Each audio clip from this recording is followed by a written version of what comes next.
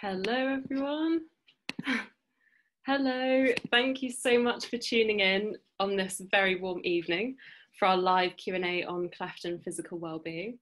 So for about an hour, we'll be talking about some new research on physical wellbeing in adults who are born with a cleft, going through what this means for the clapper community and how services can be improved in the future. So there'll be time towards the end of the session for us to take some questions from you. So if you've got a question, please feel free to drop it in the live comments just below where we're showing, and we'll try to answer as many as we can later. So before we get started, we'd better introduce ourselves, and I'll start. So my name's Kate, I'm the Communications and Regional Support Officer at Clapper, and I work on the charity's social media, websites, graphics, videos, and things like this. So Kenny, would you like to introduce yourself as well? Sure, thank you, Kate. So I'm Kenny, I'm Clapper's Adult Services Manager. So I look after our Adult Services Programme, which includes both research, such as what we're about to describe this evening, as well as the service delivery, things you might have seen like the Cleft Talk podcast, the Leavers Pack, the Adults Conference, the road shows, those sorts of things. Great, thank you, Kenny. So thank you. We can already see that there's about 23 of you joined us. So thank you so much for coming along tonight. So let's kick off with quite an important question. So Kenny, what was the motivation for researching physical health in adults who were born with a cleft? Sure. So first of all, and before I forget, I should acknowledge the research team that's on this, because obviously Clapper have put together the Adult Services Programme, of which the research is part of that. But we certainly don't work in isolation. And so on this particular paper, we've worked with the Centre for Appearance Research. In fact, on all of the papers, we've worked with the Centre for Appearance Research. And I especially should acknowledge Nicola Stock, who has been the research supervisor for this project and has done a stellar job with helping us get the research this far. But also to Sinead Davis, who is from the Welsh Cleft Service as well, who helped specifically with this paper, providing some of the extra clinical expertise that myself and Nicola didn't have regarding surgical and ENT sort of stuff, which we'll discuss. So I'd like to start by saying thank you to both of them for their input on this particular paper. So let me also start by explaining what we mean when we talk about physical health. So we're talking about everything to do with your health that isn't your mental health. So we're talking about things that can go physically wrong with your health. So asthma is an example of something that impacts your physical health. A broken leg would impact your physical health. Coronavirus affects your physical health. Depression and anxiety, on the other hand, impact your psychological and mental health, which we covered off in our emotional wellbeing paper and the Q&A that we did back in May. Now, of course, we know that they're very intertwined with one another, because a physical health condition can impact on your mental health. Cleft itself is an example of that. Cleft is a physical condition, but we know it has repercussions for people's mental health and emotional well-being.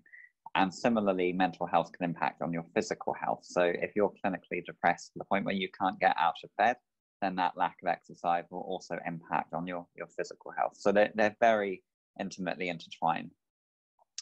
Now, we also know that having one health condition such as a cleft sadly doesn't make you immune from having any other health problems. In fact, sometimes it can be the opposite, where having one health condition actually makes you more likely to experience certain other conditions. And we call that comorbidity. And we know from anecdotal data on our Facebook pages, as well as our support requests that come through to us by phone and email, that adults born with a cleft often wonder, when they experience something else happen with their health, whether cleft was wholly or partly to blame. Now, previous research in this area has found that it's reasonably common to have a range of common health conditions co-occur alongside cleft. And so we wanted to study this in the UK with our group of adults to see what we found. And it's also worth bearing in mind that our research, that research in general will often exclude people who have a co-occurring or comorbid condition. So for example, often in cleft-related studies, people with a syndrome that is responsible for their cleft may actually be excluded from a study on cleft. And the reason that that is being done is to make it easier to then make comparisons about groups without complicating it by having somebody with another condition potentially skewing your results. However, given how common it is to have cleft be caused by a syndrome, we felt it was important to include people with other health conditions in our study and attempt to describe the various difficulties people face, which is what we've done here with this study. And finally, it was important to us that we research and better understand physical health concerns in adults born with a cleft so that people can access the care that they need when they need it. So we know how important it is that people have a good understanding of their health, and we call that health literacy, when and where they can go to seek help for concerns about their health, whether that be seeing the Cleft team, whether it be going to see your GP or your dentist. It's worth pointing out at this point, we have a separate paper coming out about people's experiences with their teeth and dentistry and their surgical experiences. So we've separated that out from this discussion and from this paper because they're actually quite big topics in their own right, which we couldn't do justice to everything in this one paper. So if it feels like I'm being a bit vague on issues of dentistry and surgical stuff, it's not deliberate. It's that we will actually cover that off separately in another Q&A. Mm-hmm. More live Q&As coming soon. Sign up for the series. Yeah, exactly. Yeah, the box set. So thanks so much for that introduction, Kenny. And if you've just joined us, because there's a few more people that have just joined us, so we'll be sort of recording this Q&A and we will be uploading it on our website soon. So if you've missed the start, you can jog back onto there at another time. So the research paper is based on the results from Clapper's 2018 Whole of Life survey. So Kenny, can you tell us a bit about the survey and the topics it included, as well as how the results were collected? Yeah, certainly. So the survey, which I'm sure some of you watching this will remember, came out in the summer of 2018 and was an extensive survey that covered many different areas of life and was interested in how people who were born with a cleft and had now reached adulthood had experienced life so far. And we asked people for their demographic information, and we had an extensive section on physical well-being, which asked all about how often you were sick, how regularly you visited a GP and dentist, what illnesses you'd had, how easy or difficult it is to breathe, how good you perceive your speech and hearing to be, what surgeries you've had, if you've refused treatment, why you've refused treatment. We also had a section on how you found eating and drinking as well. And so it's these two sections, physical health and eating and drinking, which form the basis of this paper and today's Q&A. We also had sections on emotional well-being, which we've already reported back on in a separate paper and Q&A. And we also asked people about their family experiences, their friendships, romantic relationships, and experiences within education, workplaces, the wider community, as well as attitudes and beliefs towards having children, which we've described in our upcoming social experiences and relationships paper as well, which is the fourth one in this series. So all in all, there are about 225 questions, which were a mixture of quantitative questions and standardized measures.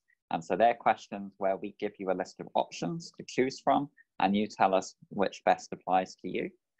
And these are useful because we can make easy comparisons then to what people in other groups and other surveys have said to see if there are any particular differences in the cleft community. And we do that quite regularly with comparing against the general UK population. We've also compared against international cleft populations in the United States and in Norway and in Australia as well on some of the papers. So it's really helpful to have those quantitative questions. But we also ask qualitative questions, which are more open-ended questions, where we ask you simply to describe something that happened to you or your experience of something in life. And now these questions are very valuable because while we can't compare them to other groups, we can actually learn a lot more about you and your life experience this way. And then we can for a multiple choice question. So over 250 people completed this survey, which is actually quite impressive for something that is so lengthy. So we're really pleased with that. And so anybody who is listening tonight who completed the survey, I'd like to extend a huge thank you because you have helped facilitate all of this. We couldn't do it without you. So thank you for that. And most people chose to complete the survey online, while some others filled in a paper version of the survey. And sent it back to us. And as I say, we're just incredibly grateful to everyone who took the time to complete the survey. And it's a real pleasure to actually be able to report back to you on what we found in this way. It really is. And thank you to you all for joining us. And just a reminder that if you do have questions at any point, or you'd like to share some of your experience, please feel free to write in the live comments, and we will look at that at the end and have a bit more of a discussion. So you're very, very welcome to do that.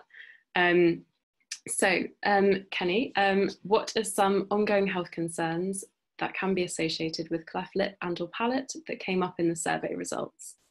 Sure. So we looked at how common certain conditions were in the group of people that completed our study, and then compared that to known figures from the Department of Health and other agencies about how common these conditions are generally within the UK. And so we found that many conditions appeared to be no more common in our population than they were in the general UK population. So these included the major causes of death, which are heart disease, diabetes, and cancer, as well as other conditions such as dyspraxia, which is when you have difficulties with coordinating muscle movement, dyslexia, which is a difficulty with reading and writing, language impairment, and autism spectrum disorder. So that they were all, the fact that they were all within normal limits is good news. So what we're finding there is that in our study, at least, in our population of people that we studied, we weren't finding those conditions were any more common than they were in the general UK population. What we did find, though, was that asthma was about 4 times more common in our sample than it is in the general UK population, which isn't entirely surprising, since 48% of those who completed our survey reported that they were experiencing difficulties with breathing, which I'm sure you'll agree is actually quite high. And 54% of people reported that they snore, and snoring is obviously a sign of a breathing difficulty, and that's also very high. And to the point where quite a few of these people were actually sleeping in a different room to their partner because of their snoring, which obviously isn't ideal, because it means that your snoring is quite severe. But that's having an impact on people's relationships as well. We also asked how many people breathe only through their mouth versus through both their nose and their mouth, and found that 25% of people responding to our survey only breathe through their mouth, which again, 1 in 4 people, that's quite high. For other people, even though they may have been able to breathe through their nose and their mouth, they may have only had 1 nostril available to them to do that, and so the airway may have been very narrow. So even if you are able to breathe through your mouth and nose, it's easy to see how breathing becomes difficult if you don't have a completely unobstructed airway. And the best way I can describe a blocked airway to people who don't have difficulties with breathing normally is to imagine what it's like when you have a bad cold and your nose is all blocked up, and then just imagine breathing like that on a daily basis. So we found that 61% of people who completed our survey woke up with a dry mouth more than 3 days a week, while 17% woke up regularly with headaches and 16% with lightheadedness, all of these happening at least 3 times in any given week. And they're all indicators of breathing that is suboptimal. 45% also reported feeling excessively tired on a regular basis. And that's really interesting, because to me, that seems like a lot. We don't have any data to compare that with, because it's not a question that's generally asked of the population. And bearing in mind, this was the summer of 2018, so a lot of the reasons that people have today to feel fatigued weren't around then. So it does feel quite high. My hunch is that that's quite high. And we know that breathing difficulties impact on somebody's ability to take in oxygen, which will make you tired, but also to sleep properly, which will also make you tired. So I think we need to do a bit more research there to actually figure out what's going on there. What is also a concern is that 70% of the people who completed our survey had actually never undergone a breathing assessment. So given how common breathing difficulties are, they've actually recommended that a breathing assessment forms part of routine cleft care in the paper. We also asked about people's hearing and found that 45% of our sample reported difficulties with their hearing. That's compared to the UK average of about 17%. So that's about 3 times as high.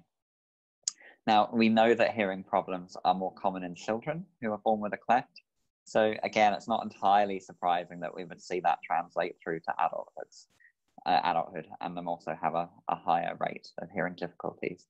And it is worth also pointing out here that of those 45%, only 48% of those people, about half of the 45%, felt that their hearing difficulties were cleft related, while 46% said that they did not know whether it was or wasn't. And so we also know that as you get older, that hearing difficulties are more likely to occur as a result of age. And we all know that, in the sense of how difficult it can be sometimes to communicate with parents and grandparents who might insist on not wearing their hearing aids or whatever. So we know that hearing gets worse generally in the general population over time. And our sample population actually averaged a slightly higher age than the general population. So that could explain some, but not all, of that variation too. 35% of our sample reported experiencing tinnitus, which is a ringing in the ears, which again is also quite a bit higher than that of the average population.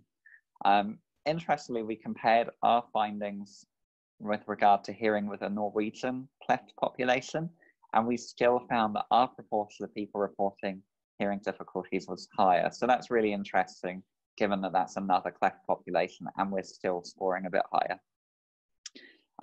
We also asked people about any concerns they had with their speech. So 35% of people reported no speech concerns, but 51%, so more than half, reported resonance disorders. And resonance disorders are where you have either too much or too little air coming through the nose when you're talking. 11% of people reported having a voice disorder, and 71% reported that they had received speech therapy at some point in the past. Unfortunately, participants were not particularly satisfied with the outcomes of the speech-language therapy that they had received growing up. Now, that may reflect the UK Cleft service before the modern centralised Cleft teams that we have today, which came in the early 2000s. And it was at a time when speech outcomes were shown to be particularly poor. So kind of prior to about 1998, when a study in the UK looked at cleft outcomes, and it found that speech outcomes were particularly poor. So more positively though, on a scale of 1 to 5, where 5 indicates people always or almost always understand what I'm saying, the average for that question was a score of 4.42. Similarly, on a 5-point scale where 5 means my speech sounds fairly typical for someone who speaks my language and dialect, the weighted average was 3.86. So that's a bit lower. The sound people reported to be most difficult is with 27% of participants finding that sound particularly difficult. We asked people about their experiences with eating and drinking, because we know that that's really important, not only for nutritional reasons, but actually think how much socially in our lives revolves around food and drink. And we refer to this in the paper as feeding, because that's the medical term used, but I'm going to use the term eating and drinking here because I think it does encompass more of that kind of social element towards eating and drinking as well. So 8% of people completing our survey could not eat food orally at all. Now, obviously, that's high compared to the general population. You know, that's a lot of people who are struggling to eat food orally or who can't eat food orally. Then just over a quarter, so 27%, reported avoiding certain foods because of their cleft. So these typically included hard foods like crusty bread, spicy foods, and small foods, which may end up in a fistula. So rice, nuts, seeds, popcorn, etc. Almost half of people reported experiencing unpleasant symptoms when eating, and the most common of these symptoms were food coming down their nose, acid reflux, coughing and choking, and shortness of breath. So obviously they're concerning. They're pretty major symptoms, all 4 of those. Less common, but still very concerning, were nausea and pain when eating, because obviously that shouldn't be happening. But that being said, the vast majority of people reported enjoying eating and drinking, and they enjoyed eating out in restaurants and feel comfortable to eat in front of other people. So that's encouraging. And then with regard to engaging with GPs, general practitioners, in the last 12 months, 77% of people, so more than 3/4, had visited the GP, and 99% of people had visited the GP within the last 5 years. And that's actually quite high overall, which I think is good. So it means that people are going to the GP generally when they need to. What is more concerning is that almost a quarter, so 22%, reported that they had struggled to access Cleft services via their general practitioner. Now, these difficulties included a lack of GP knowledge about Cleft and its treatment, the patient themselves being unaware of what they're entitled to, the GP or the NHS trust being unwilling to put through a referral to the Cleft team, or being referred to the wrong place, or being referred to private practice. 3 people had waited 3 years to get a referral, and 1 person had to have inappropriate treatment later corrected by the Cleft team. And I'm sure you'll agree that both of those scenarios are utterly unacceptable. We also found that a significant number of people were unsure as to whether they had a syndrome or not. And so routine screening for syndromes is not currently carried out in all UK Cleft teams, but it should be considered for children who might be at risk for developmental problems. Right.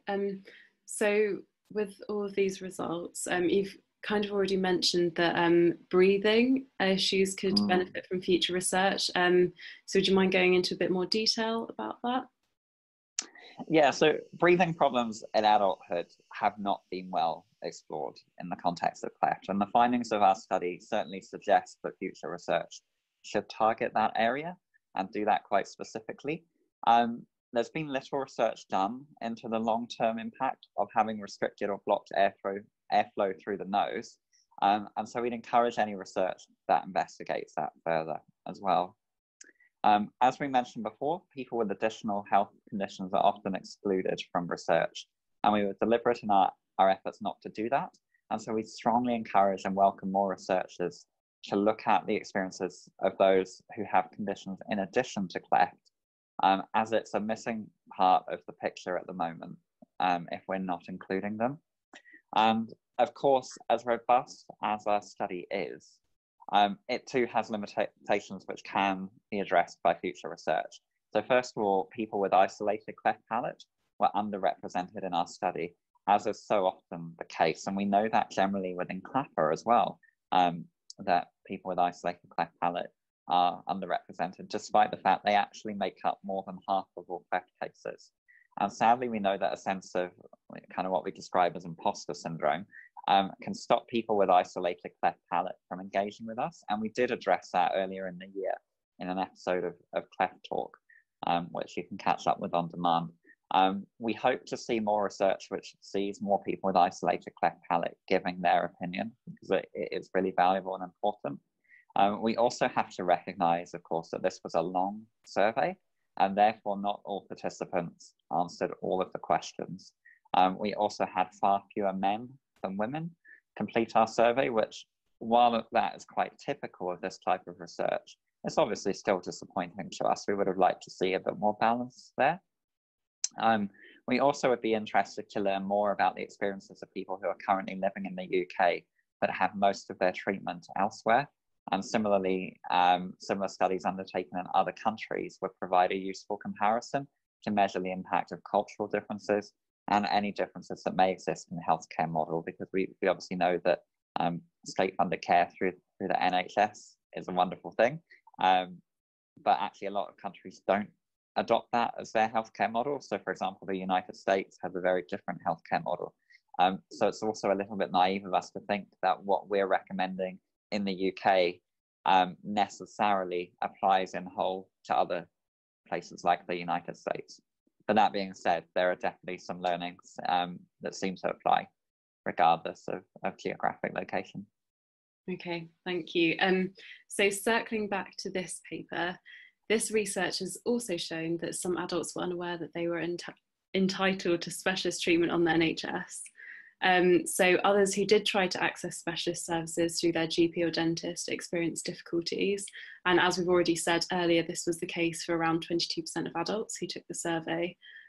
So with this in mind, what advice could you give to adults to gain a referral and access the care they're entitled to? Yeah, no, that's a really good question. And sadly, it is more common than we'd like for people to experience issues accessing the Cleft team. As you said, 22%, and that's just of the ones that we know about. First of all, if you're in Scotland or Wales, you can self-refer to your Cleft team. So you can actually just cut out the middleman entirely and just call your Cleft team and ask to be seen. You'll find those details on our website as well. And you can actually find that if you just Google NHS Cleft teams, that will take you to our website. You'll find all the contact details. So if you live in Scotland or Wales, that's exactly what I'd be doing. It's your easiest option. Just phone the Cleft team or email the Cleft team, get a referral that way. If you live in England or Northern Ireland, it's not quite so straightforward. And so we put together some really useful resources to help you access the Cleft team. So you may have heard or seen on our Facebook pages or website about our Leavers Pack, which is designed to give you all the information that you need relating to Cleft in adulthood. And if you haven't already, I'm going to give a bit of a plug here to get your free trial copy by going to surveymonkey.co.uk/r/Leavers Pack request. And I think Kate's going to kindly put that in the Q&A link so that you don't have to remember a URL like that.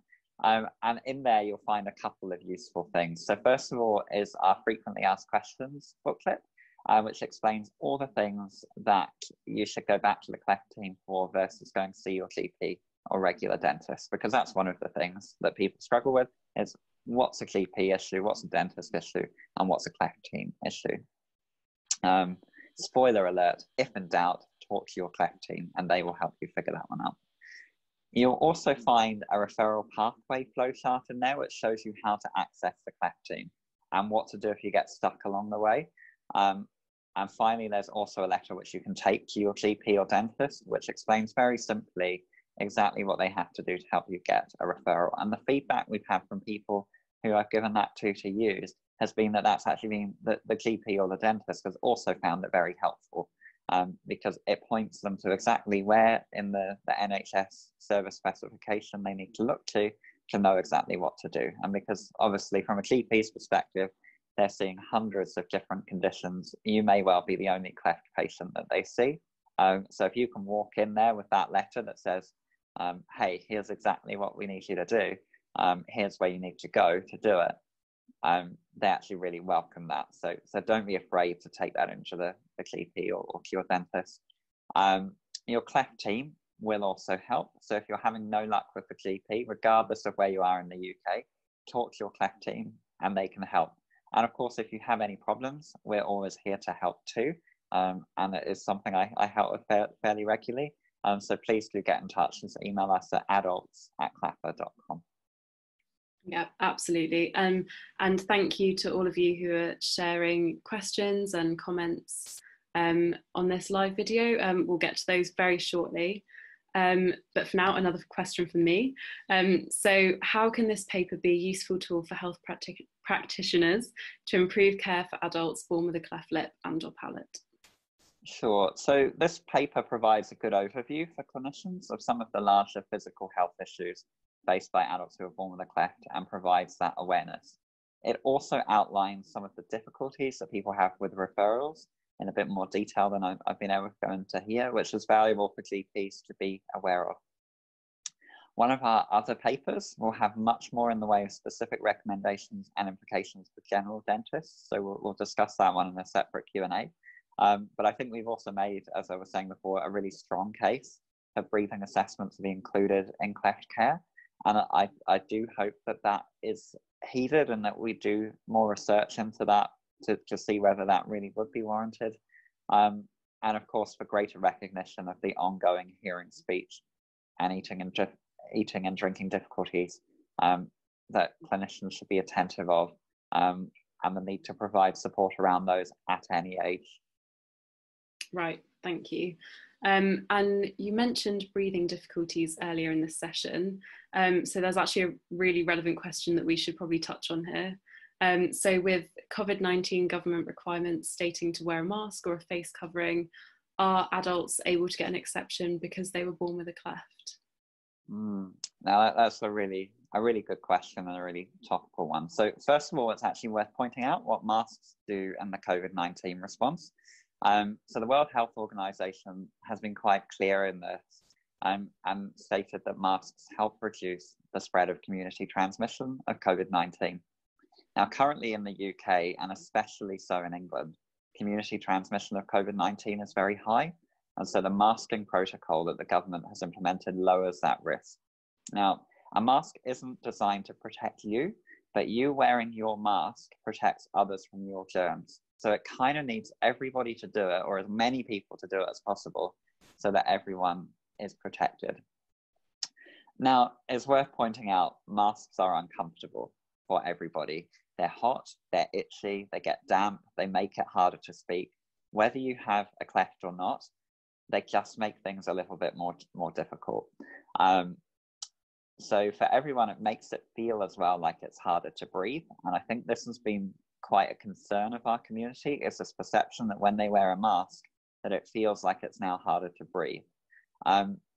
This generally is more of a perception than it is a reality. And it is kind of like anything that's different, it takes a bit of time to get used to. So like when you first put your watch on in the morning, you feel that on your wrist, but by an hour later, you've completely forgotten it's there because your brain is ignoring that kind of sensory input.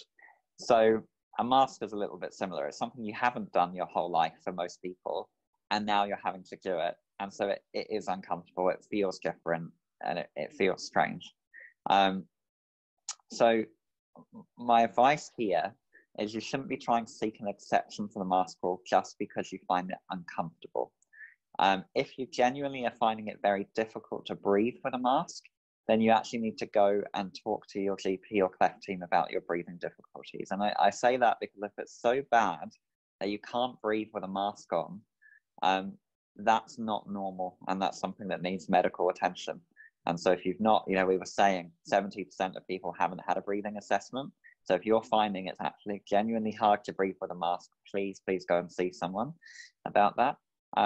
Also, take the time to find a mask that's comfortable for you as well. Ones that are slightly looser fitting are generally a bit more comfortable, whereas the one that you've made from an old t-shirt actually probably isn't the best. But buying one maybe that's designed for aerobic exercise and allows more air through could work quite well for you.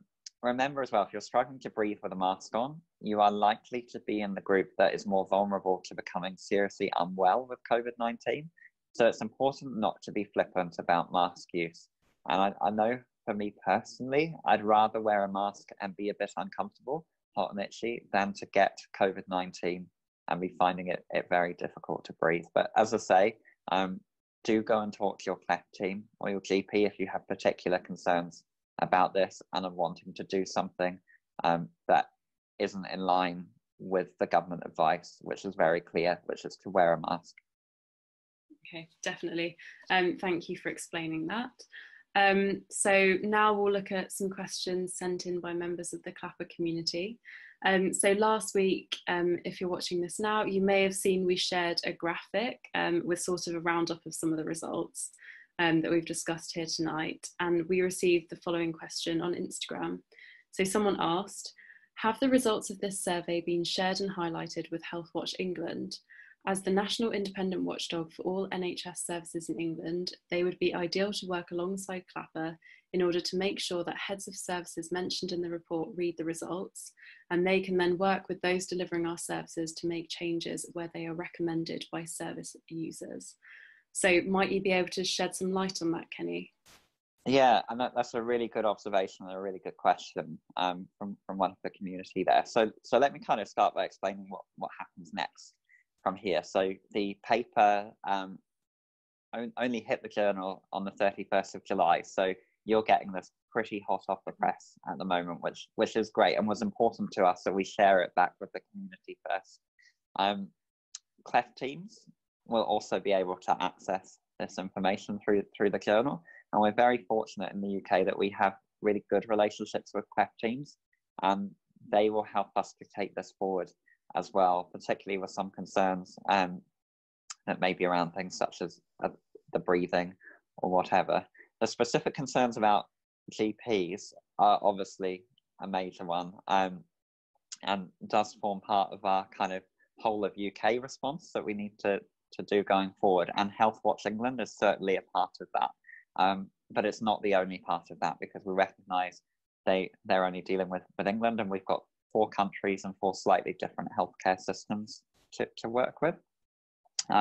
We'll be using our Adult Representation Committee, which is our group of adults who are born with a cleft, which advises CLAPper on our response to things, as to exactly how we can help move this forward at a national level. But certainly, you know, Health Watch England would be part of that response to get this information out to GPs, and making sure that GPs are really clear that if they put cleft into their computer, that they know exactly how to refer, when to refer, and who to refer to. Okay, thank you. So to the person who asked that, we hope that answers your question. Obviously, if it doesn't, then feel free to get in touch with us. And we also had a question posted on our Facebook earlier today. Someone asked, does anyone else get really bad congestion in the gap at their palate? So where does this kind of sit in relation to this new physical health research, and are there any pointers you can give? Sure. Okay. So that's a good question. There are potentially 2 areas they could be referring to here, and from the question that you've just given me, Kate, I'm not entirely sure. So I'll kind of cover them both off, and hope that answers our viewer's question. So the first one is a fistula, which is a hole, kind of a residual hole in the palate, which goes between kind of the floor of the nasal cavity and the mouth. So basically there's a connection there between mouth and nose where there shouldn't be. And if that hole is large enough, it is possible not only for food to go up through the hole and things get stuck there, but also for things from up above, you know, such as mucus and things to work their way through. And that could give a sort of congestion feeling. That's not uncommon with a fistula, but if it is bothering you, and if you're noticing it all the time, definitely would be worth seeing the Cleft team about and looking at potential options to repair that fistula for you, whether that be surgical or whether there be other options that they look at to help manage that for you. The other area you could be referring to is the space that everybody has, which is at the back of the soft palate, between the soft palate and what we call the pharyngeal wall at the back, which there's a gap there which goes up into the nasal cavity, and that obviously allows air to go up and down to your nose, and then your soft palate kind of closes off when you eat, or it should do. That's obviously a problem for some people with cleft, is when that doesn't happen, and that's how we can get food coming out the nose. So it's not uncommon to get congestion there for anybody, and people notice this when you're sick. You might have heard of the term postnasal drip.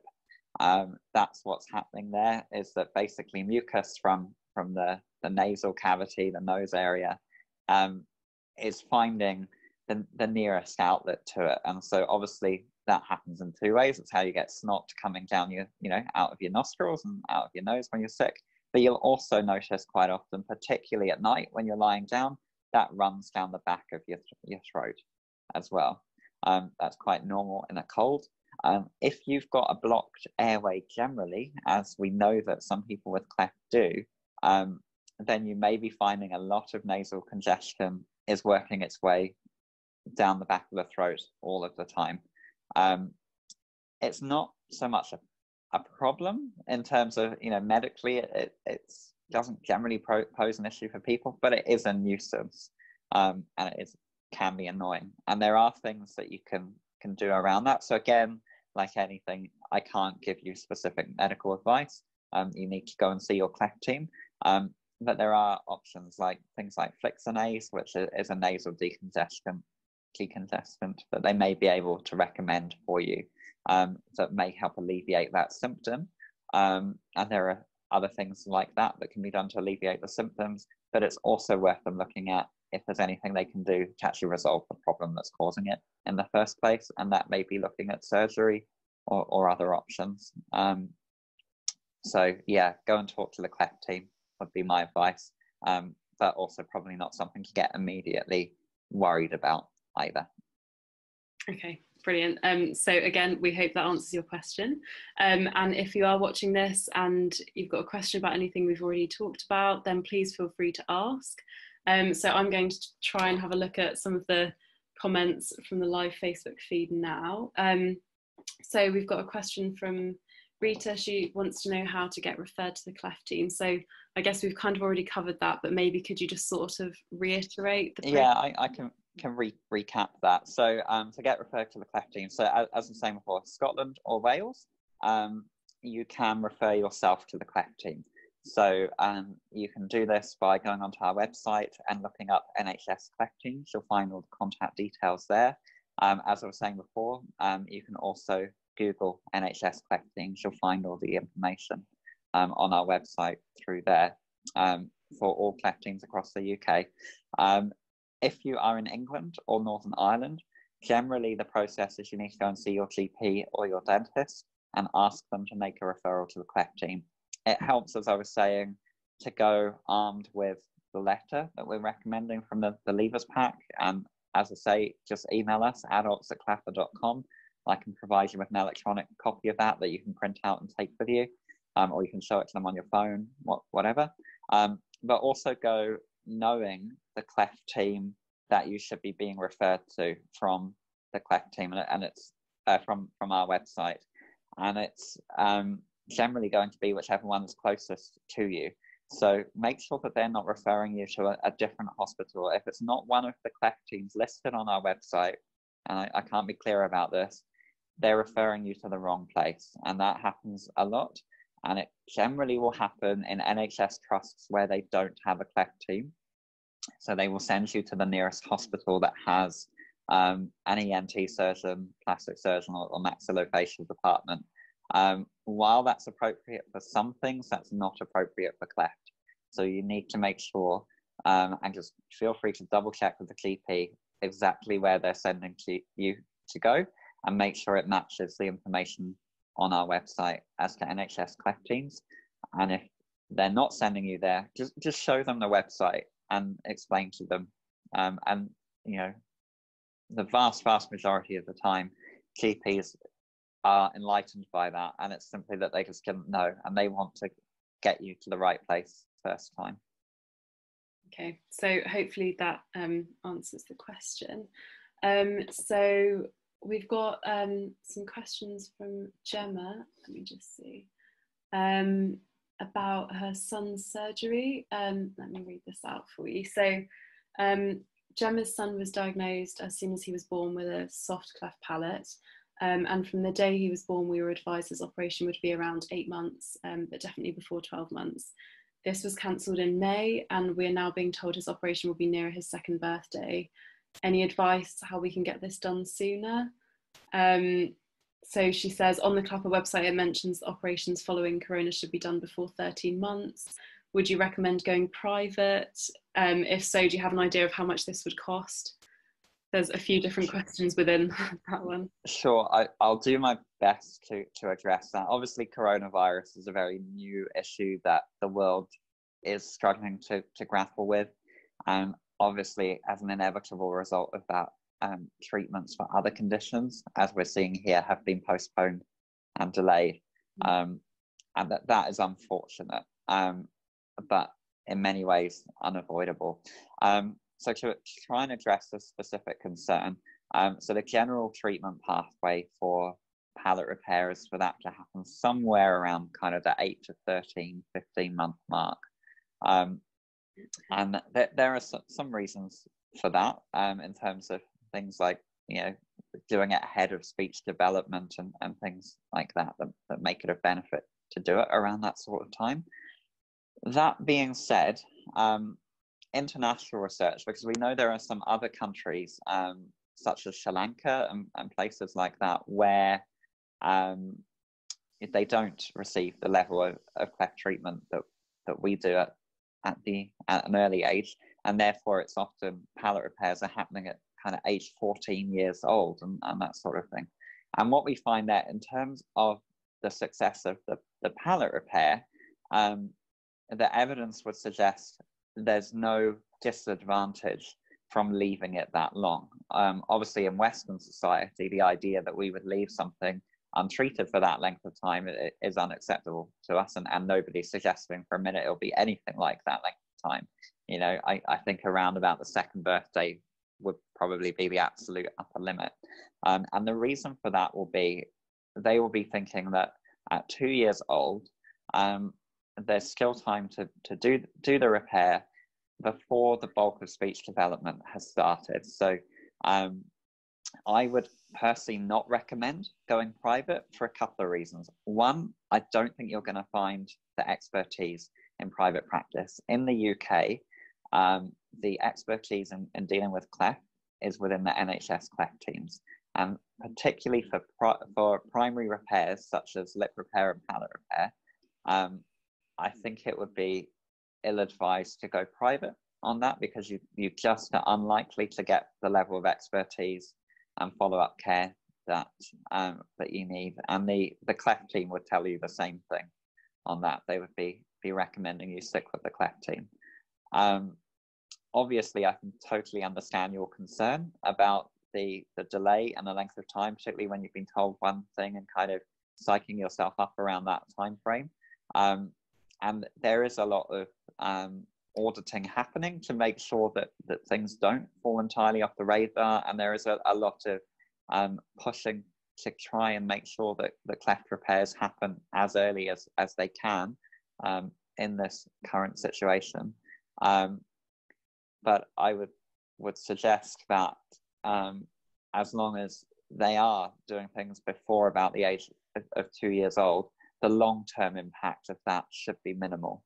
Of course, that does very little to alleviate your stress at the moment, and I want to acknowledge that. But in terms of long-term outcome, and you know, your child reaching their full potential, and you know, speech development and all of that, there shouldn't be too much long-term impact. These revised timeframes have very much been created with all of that in mind. That's like kind of what's the maximum length of time that things can be delayed while still having an optimal outcome. So I hope that answers your question and kind of alleviates some of the concern there. Yeah, and thank you very much for asking it, Gemma, and for bringing that up. So I'll find another one now. We've got a question from Tanya. She says, when it's windy, it takes my son's breath away and he goes stiff and then screams. Any advice? Wow, that's quite interesting. I mean, my main advice there would be to go and talk to the cleft team, because there's a number of things that could be happening there. I mean, it could be something as simple as the sensation of the wind he finds quite uncomfortable, perhaps on his face. Obviously, when it's windy, generally you'll be having more air intake. If he's screaming, to scream, you've got to be having good breathing. So I mean, that's probably a positive to take out of that.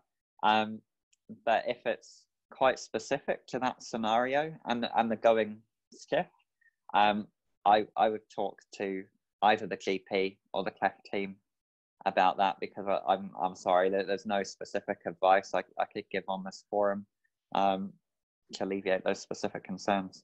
Sorry. Thanks, Kenny. Sorry we couldn't be of more help, Tanya. And yeah, Gemma's just said, thank you so much. Sorry for all the questions. Gemma, don't worry at all. Thank you so much for not at all. This is what news are here for. So let's have another one. So a question about leavers packs for you, Kenny. Yeah. So we've got Rita says that she went to her GP and the GP didn't know what she was talking about and told her to go to the dentist. And Rita's also said that she's 36. Can she get a leavers pack? Okay, so I'll answer the second point first. Yes, at any age you can get a leavers pack. well, assuming that you're of leaving age. So anyone kind of 16 and over, go to the link on our website. You can have a leavers pack. I'll just ask you for your address. They are limited for anyone who's might be watching this from overseas. They are limited to the UK only. And they are at the moment a physical pack, but we will eventually have an electronic version of the pack available. But they are very much designed with the UK Cleft service in mind, so they really do only apply there. So while a future electronic version may offer some help to an international audience, just bear in mind there are some caveats to put around that you may not be entitled to everything that we're saying you're entitled to. So the first point you made, Rita, about the GP sending you to the dentist is certainly one I've heard before, and unfortunately it can often ping pong between them. So the GP will send you to the dentist will send you to the GP, and you're just like, oh, for the love of God, will someone just send me somewhere? So they are very much they're both within their capability to send you to the Cleft team. So you can use either the dentist or the GP, and that is your choice. Sometimes the GP may want you to go to the dentist if it's specific to dentistry that you're asking, but even so, you can still ask the GP, look, just make me a referral to the Cleft team dentist, and they can do that. That's where the letter may be helpful to take along, and it's certainly something that if they're still not sure how to do that, I don't mind having a chat with them. I've spoken to a few GPs over the years, and just politely kind of pointed out their obligations to send you to the Cleft team and exactly how they do that. And again, it generally comes from a place of not being sure how to process that, or how to get it through their own NHS referrals panel.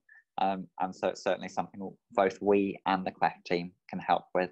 But my real advice is if you get stuck anywhere along the way, phone the Cleft team and they will help you with the GP. Just please don't get stuck in this loop of having to wait 3 years and getting, shoved from pillar to post, going to different departments and different appointments only to be told you're in the wrong place.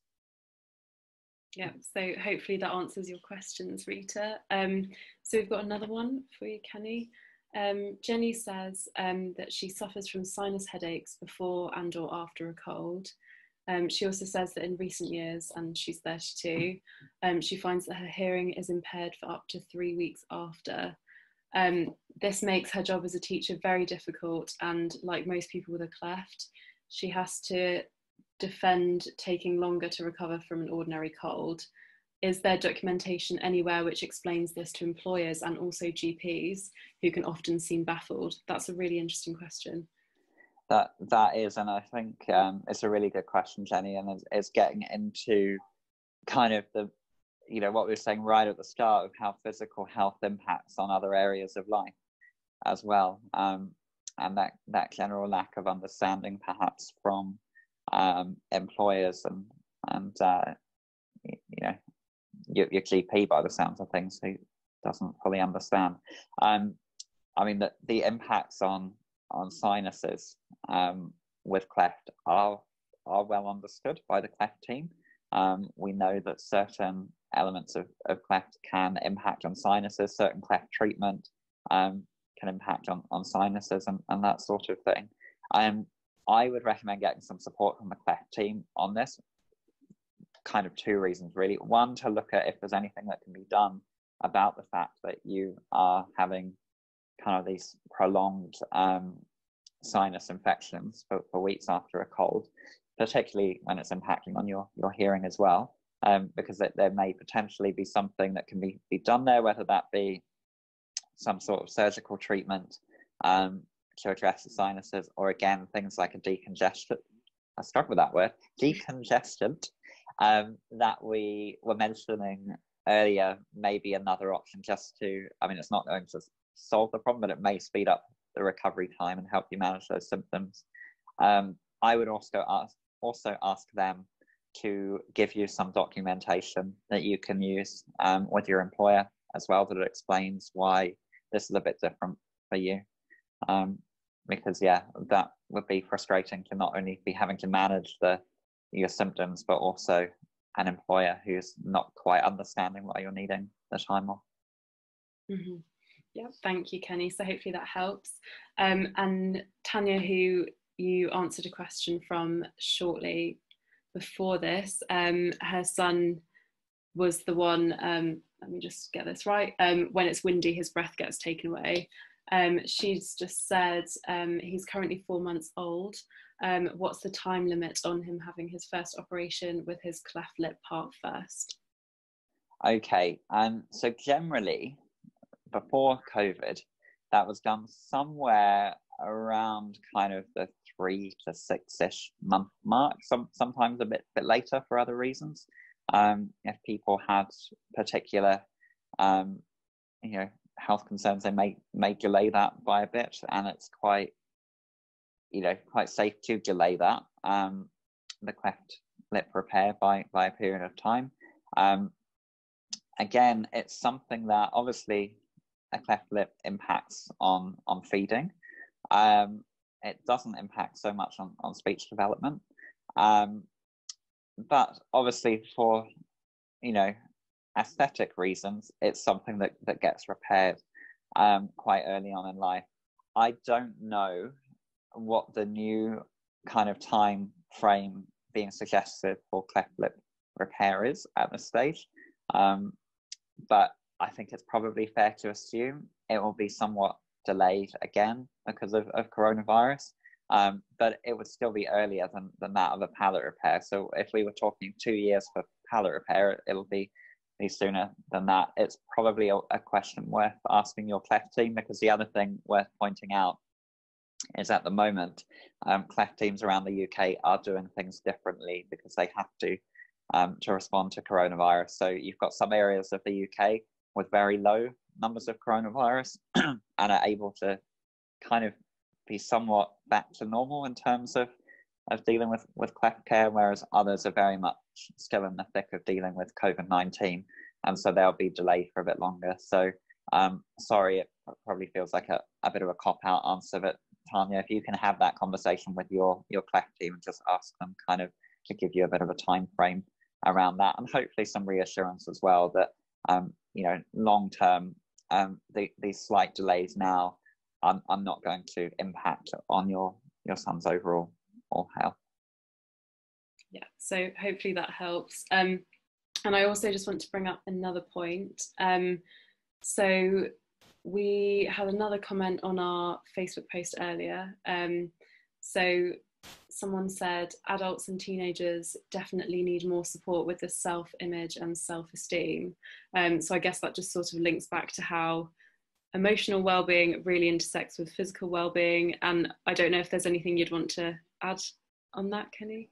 Yeah, I mean, just to absolutely validate what you're saying, I completely agree. I think we saw that in a big way in this survey, that self-esteem underpinned a lot of difficulties people were having later in life. And what we did see as well is that for people who had undergone, had been part of the modern Cleft team, which encompasses psychological care, generally they would report a better outcome because of that. Whereas for people who are a bit older, they may not have ever had any input from a psychologist, and so have had to deal with a lot of this stuff on their own, which is not what we want from anybody.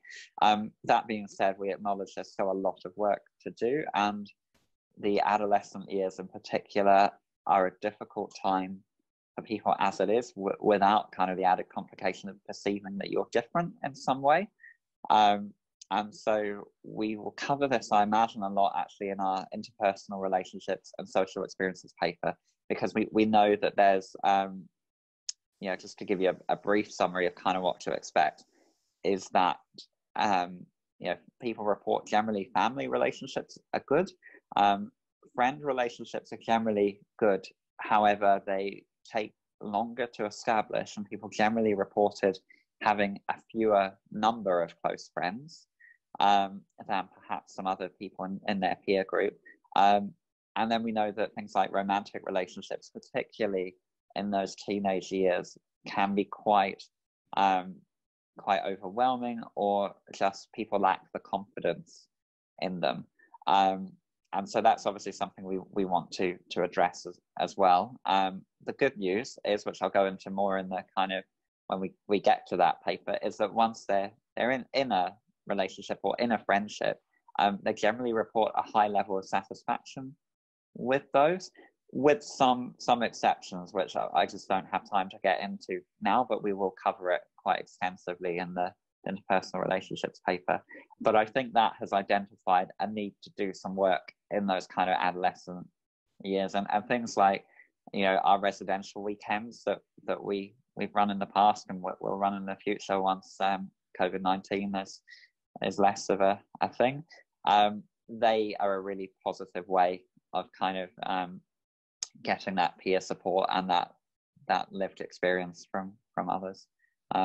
We've also got a self-esteem podcast that we did on Cleft Talk way back in, I think, about June last year, which offers some really practical advice, as well as ones about managing friendships and romantic relationships, kissing, sex and intimacy, all those sorts of things that people have told us are real concerns in those kind of adolescent and young adulthood years. So we are doing our best to address that in whatever ways we can. So a really good question, and something we're certainly keen to keep following up on. And if you've got any suggestions of things you feel that we're missing, please do get in touch with us. Mm-hmm. Definitely. So I think we've got time for about another question or so. So we've got some comments from Joanne. So there's two, so I'll read you out for context. So she says, my son was born with a Tessia 13 bilateral cleft lip and palate. He only had one side of his nose and only one eye. He is nearly 17 now, had lots of surgery and is preparing for more. Fingers crossed he'll finally get his teeth and gums sorted. Then she's just asked this question. During one of my son's earlier operations, fixing his nose, his airways narrowed and he has very little to non-air through his nostrils. Do you think it's possible to reopen them, as it does affect his everyday living with eating and speaking? Sure. That's definitely a Cleft team question, I'm afraid. So I'm not a respiratory physician or an ENT, so I really can't comment on that, I'm afraid, but it's certainly a question that is worth asking the Cleft team. And one of the things, actually, which we'll point out more in our kind of treatment decision making Q&A, is that even if you've been told something in the past can't be done, it is worth now re-asking the question, because what we do see over time, particularly in Cleft care, is some quite significant improvements in treatment that is available. And so even if you've been told in the past something can't be done, there's no harm in asking that question of the Cleft team again and investigating with the knowledge that we have now. It sounds like a pretty difficult situation for your son. So I would definitely just go and ask the Cleft team for what advice. Even if they can't do something surgically, they may have some other options up their sleeve just to help with some of those symptoms. Mm-hmm. Definitely. And we've seen, I guess, from this talk that there's been a few questions from people about sort of early years repair surgery. So I just want to flag as well that next week we'll be sort of announcing more about this over the coming few days. But next week on Monday evening, we've got another one of our Clapper monthly coffee clubs. And this month's topic is on early years repair surgery. So there'll be parents that have already been through it. There'll be parents and carers that haven't been through it yet. And it's just a great way to have an informal chat and share experiences and concerns and questions in a really sort of friendly and welcoming space. So I'll pop a link in the comments below as well to our Eventbrite page, but it's completely free to register. So if you'd like to find out more about that, feel free to click on the link and explore or book your free place. We're also hoping to do a Q&A in September about cleft surgery in the time of coronavirus, basically. So we'll be announcing more details about that soon, but definitely keep an eye out. So I think that's probably all the time we have for questions, but is there anything you want to sort of wrap up or add, or a big message to take away? Yeah, I mean, just to reiterate what we said at the start, you know, physical health is so intimately intertwined with emotional well-being, and for that reason, it's really important that you don't sit on physical health concerns. And I know how tempting that can be, because I'm guilty of it myself sometimes. You don't always go to the doctor when you should, or whatever, but know that there is really good support out there through the Cleft team. It's just a case of reaching out and taking it. At any age you are entitled to it.